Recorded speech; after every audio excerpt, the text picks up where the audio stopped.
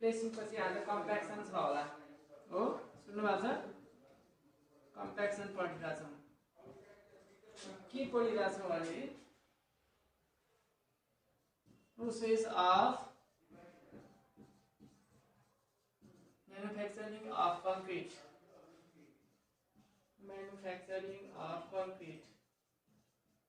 manufacturing of concrete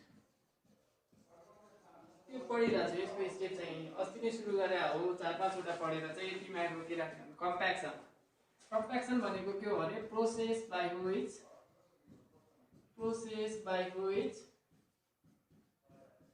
entrapped air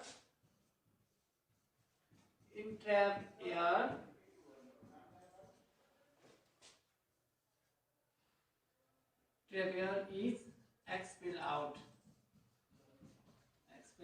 यस्तो from fresh concrete यस्तो fresh concrete भनेको चाहिँ सेट नभइसकेको हार्ड नभइसकेको कङ्क्रिटलाई चाहिँ फ्रेश कङ्क्रिट भन्ने हो कङ्क्रिटमा चाहिँ इन्ट्र्याक्ट एयर हुन्छ त्यहाँ एयर बबल भयो भने चाहिँ त्यसले कङ्क्रिटको स्ट्रेन्थ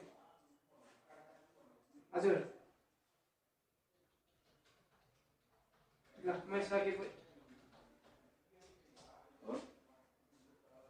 गर्नुको देखियो सुन्नु भएको छ त ल क्लियर हुन्छ ल अब म त्यो अहिले एकछिन भन्नु होला यो टपिक सकेपछि मै तपाईले नबुझेको कुरा सोध्नु होला ल अब कम्प्याक्सन चाहिँ process by which entrapped air is expelled out from fresh concrete भनेको सेट नभइसकेको कङ्क्रिटलाई फ्रेश कङ्क्रिट भन्ने हो अब सेट भइसकेको स्ट्रेन्थ गेन गरिसकेको कङ्क्रिटलाई हामी चाहिँ हार्डन कङ्क्रिट भन्छौँ हार्डन कङ्क्रिट भन्छौँ भनेको यो चाहिँ फ्रेश कङ्क्रिटबाट एयर इन्ट्र्याप एयर हुन्छ त्यसलाई रिमुभ गर्ने त्यसलाई एक्सपेल आउट भनेको चाहिँ रिमुभ गर्ने प्रोसेसलाई हामीले चाहिँ कम्प्याक्सन भन्छौँ अनि यसमा के हुन्छ भने 5% एयर बबल छ भने 5% air bubble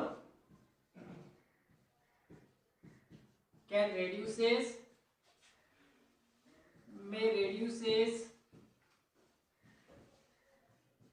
40% reduces strength by 30% अनि त्यसपछि 10% air bubble may reduces strength by 50% यस्तो भनेको टोटल कङ्क्रिटमा मानौ 1 घनमिटर चाहिँ 1 मिटर क्युब कङ्क्रिट छ यसमा 5% मात्रै बबल छ भित्र इन्ट्र्याप भयो के चाहिँ एयर बबल छ भने यसले 30% सम्म स्ट्रेन्थ चाहिँ रिड्युस गर्छ स्ट्रेन्थ कम हुन्छ सिमिलरली चाहिँ 10% एयर बबल छ भने चाहिँ यसको स्ट्रेन्थ 50% ले 50% ले रिड्युस हुन्छ भनेको त्यसो भने कम्प्याक्सन कसरी गर्ने भन्ने हुन्छ ओभर कम्प्याक्सन भयो भने सेग्रिगेसन हुन्छ over compaction results in segregation भनेको मैले हिजो भनिसके कङ्क्रिटमा इन्ग्रेडियन्टहरु एक अर्काबाट छुट्टिने भने हो त्यही भएर हामीले चाहिँ चाहिने भन्दा बढी कम्प्याक्सन गर्यो भने पनि सेग्रिगेसन हुन्छ अन्डर कम्प्याक्सन भयो चाहिने जति पनि पुगेन भने चाहिँ अन्डर कम्प्याक्सन भयो भने के हुन्छ भने रिजल्ट्स लिभिङ एयर बबल्स हजुर अन्डर कम्प्याक्सन यसो कम्प्याक्सन बढी कम्प्याक्सन भयो भने पनि सेग्रिगेसन हुन्छ कम कम्प्याक्सन भयो भने पनि के हुन्छ भने एयर बबल त्यही बाँकी रहन्छ जब एयर बबल बाँकी रह्यो भने हेर्नुस् त स्ट्रेन्थ यतिले घट्छ त्यही भएर ठिक्क हुनुपर्न पर्छ कम्प्याक्सन चाहिँ क्लियरै छ त यता तपाईको के उसमा नेटमा अलि समस्या भयो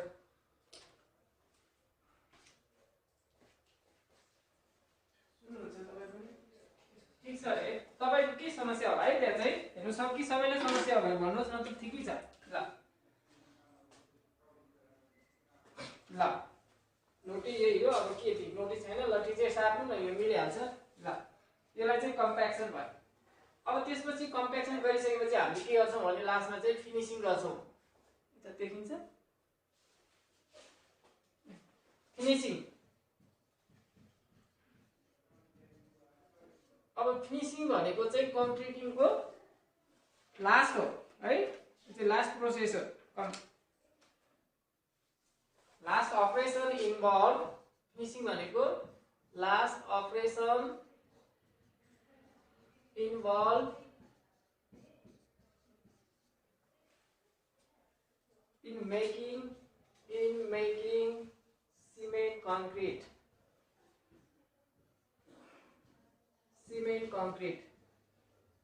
भनेको सिमेन्ट कङ्क्रिट म्यानुफ्याक्चरिङमा फिनिशिङ भनेको चाहिँ लास्ट स्टेप हो लास्ट अपरेसन हो अब यसले के गर्छ भने यसले चाहिँ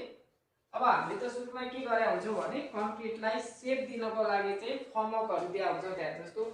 कोलमको सेप दिनलाई चाहिँ फर्मवर्क राखेका हुन्छौं बीम स्ल्याब त्यसको लागि हामीले फर्मवर्कहरु युज गरेका हुन्छौं हैन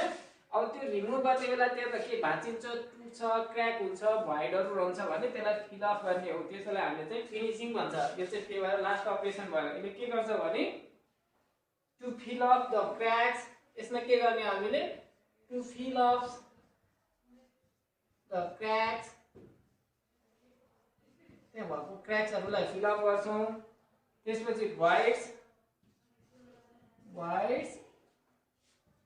left in concrete after removing of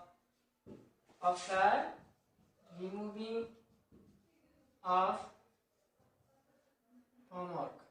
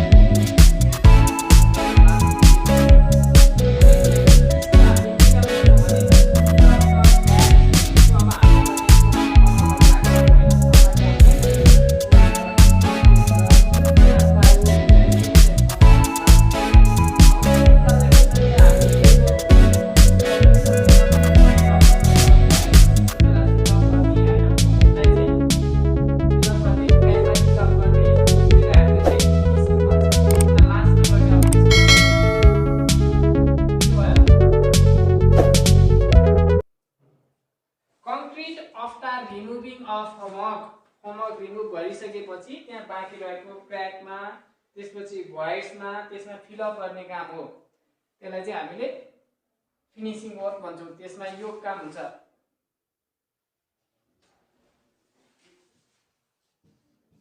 compacted concrete is kept wet for certain days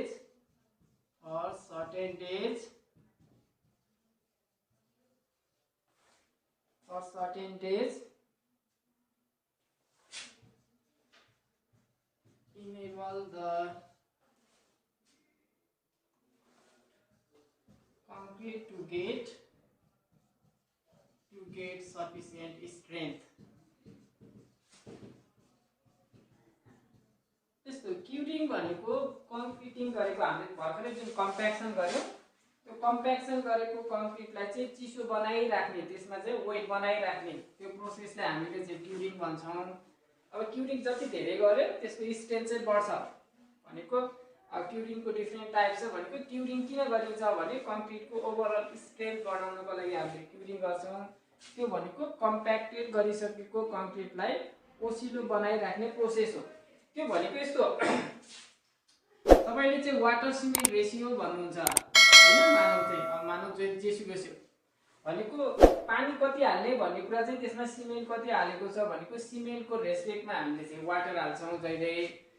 अब यसमा क्याल्कुलेटेड एमाउन्ट अफ वाटर हाल्ने हो, कम पनि होइन बढी पनि होइन, कति चाहिन्छ भनेर चाहिँ मिक्स डिजाइनमा हामीले थाहा पाउँछौँ त्यस अनुसार पानी हाल्ने हो। अब हामीले पानी क्याल्कुलेटेड एमाउन्ट ठ्याक्कै चाहिने जति हालेका छौँ।